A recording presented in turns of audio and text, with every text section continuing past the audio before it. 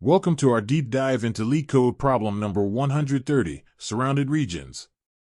In this comprehensive video, we'll thoroughly explore this classic medium difficulty matrix problem, including the exact problem statement, all official examples, step-by-step walkthroughs, and reasoning behind multiple approaches.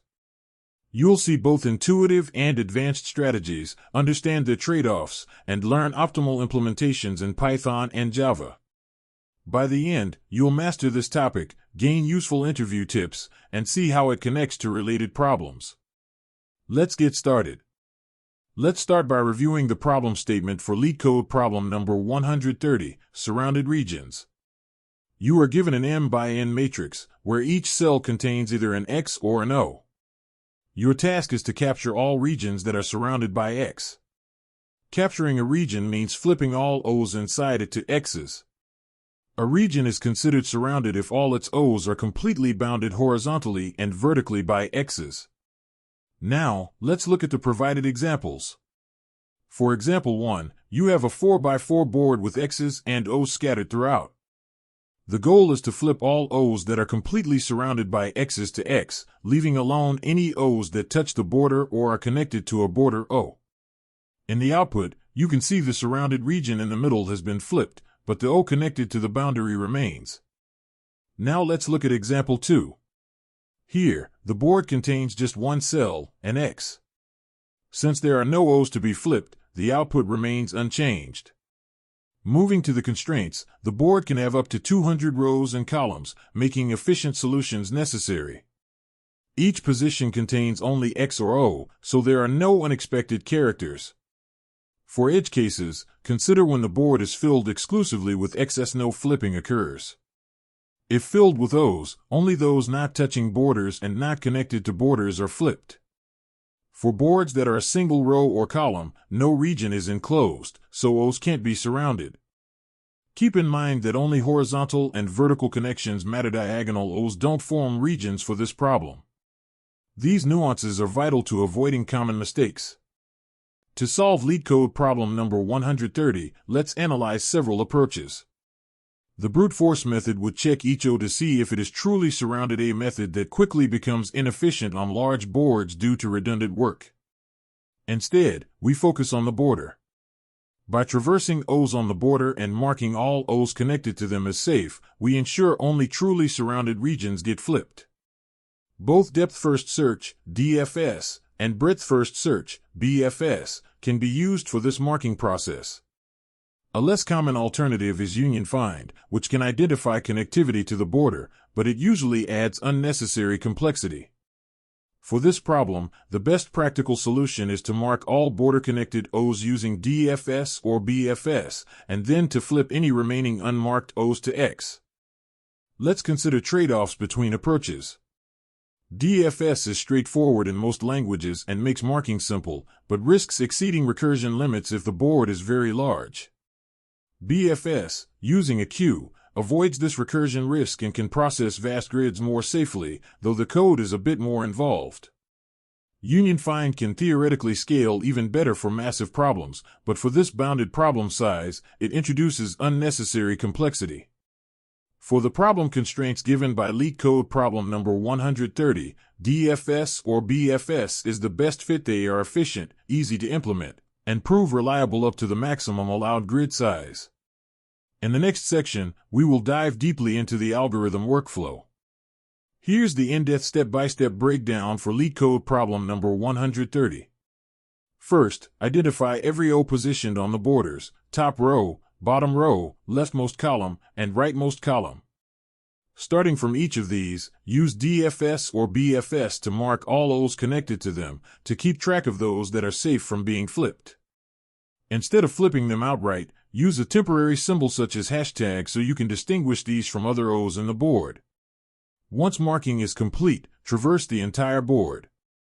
All remaining O's are genuinely surrounded and can be safely flipped to X. Finally, convert all temporary markers back to O to restore their original state. This separation between safe and capturable regions is the key insight behind this solution. Implementation for LeetCode problem number 130 hinges on systematic border exploration. Begin by looping over the first and last rows and columns, searching for border O's. For depth-first search, use a recursive function to travel outward from each border O, changing each encountered O to the temporary mark. For breadth-first search, rely on a queue for iterative exploration. In either case, every cell is touched at most twice, so overall time complexity remains O, m times n, and space complexity is determined by the recursion stack, DFS, or Q, BFS, both up to O, m times n, in the worst case. This structure makes the algorithm efficient and robust. Next, let's watch the solution in action before diving into the actual code. Now let's look at the Python implementation for LeetCode problem number 130. This solution uses depth-first search to mark all border-connected O's. First, it checks for an empty board or row. Next, it defines a helper function DFS that marks visited O's as hashtag. It recursively visits neighboring cells up, down, left, and right only if they contain O. We then run DFS for every border cell in the first and last row and column. Finally, we traverse the entire board, flip all remaining O's to X, and convert hashtag S back to O. Each step is designed to maintain both speed and clarity. For massive boards that risk recursion stack overflow, you can use breadth-first search. This solution creates a queue of all border O positions, then iteratively marks all connected O's as hashtag, adding their adjacent O's into the queue. Finally, it flips the remaining O's and restores marked ones just like the DFS version. This BFS method avoids recursion depth issues and is straightforward. Both solutions are efficient and well-suited for LeetCode problem number 130. Here's the equivalent Java solution for LeetCode problem number 130.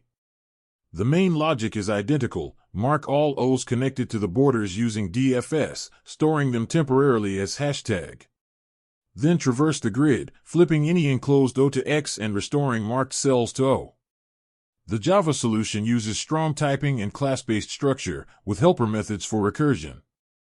This approach avoids Python's recursion limits thanks to Java's higher stack depth, making it robust for the largest inputs allowed. Let's walk through example 1 for LeetCode problem number 130. Begin with the initial board. Scan the borders and find a border O at position 3, 1. Mark it as safe, but no other connected O's are accessible horizontally or vertically from here as they're blocked by X's. Remaining border cells have no O's. Next, scan the whole board. Positions 1, 1, 1, 2, and 2, 2 are O's fully surrounded by X's in all 4 directions, so flip them to X. The marked border cell, 3, 1, is restored to O. The final board correctly captures all surrounded regions. For example 2, with a single X, nothing changes. This step-by-step process can be applied to any input for this problem. Let's examine 2 more cases for LeetCode problem number 130. In the first, a 3x3 board filled with O's except for the center cell. Here, all O's touch the border or are connected to border O's, so nothing gets flipped, even the ones not directly at the edge but not diagonally. In the diagonal case, the central O is only connected diagonally, and so this does not prevent flipping. LeetCode problem number 130 only considers horizontal and vertical connections. This walkthrough clarifies exactly how the algorithm separates truly surrounded regions. Analyzing complexity for LeetCode problem number 130, both marking and flipping steps traverse the entire board, resulting in O, m times n, time complexity. The space requirement for DFS comes from the call stack, which may reach m times n if the worst-case connected region covers most of the board. BFS uses a queue of size up to m times n. Crucially, DFS or BFS is far more efficient than brute force, which would recursively check states for every cell and be infeasible for large boards. The chosen approach is optimal and handles the full allowed board sizes comfortably. A few final tips and variations for LeetCode problem number 130. Mastering this grid marking technique will help you solve related problems like number of islands and walls and gates. Always remember, only horizontal and vertical connections count. Diagonal links do not protect an O. Use a temporary marker such as hashtag to avoid confusion when flipping. Make sure to test corner cases, especially single row or column boards. In interviews, expect to be asked about DFS versus BFS, including why recursion risks Stack Overflow and when you might switch to an iterative method. Practicing both ensures you're ready for anything. That's the end of this tutorial. I hope you found this explanation helpful for understanding the solution to this LeetCode problem. If you enjoyed this content, please consider subscribing to the channel for more coding tutorials and solutions. Feel free to leave a like if this video helped you, and don't hesitate to comment with any questions you might have.